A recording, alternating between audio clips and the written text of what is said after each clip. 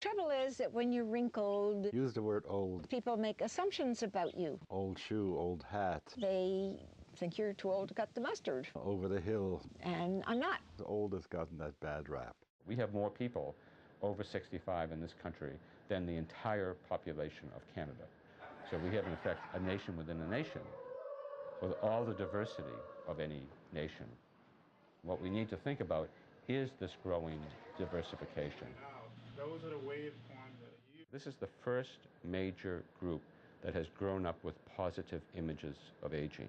So their whole sense of expectations and demands in terms of what's possible in later life is profoundly different from earlier groups.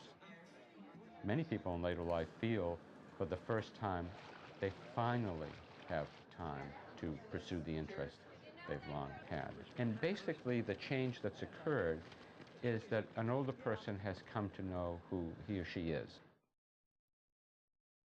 We inherit such a backlog of negative characteristics about aging. The negative images are based upon some very hard historical facts.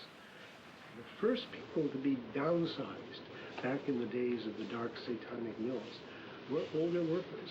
They were not considered agile enough, smart enough, or flexible enough to continue working. Out of that came the perception of older people as being parasitic, dependent, incapable. They were marginalized. And then when you're no longer able to produce as an adult, you just fall off the edge, as it were.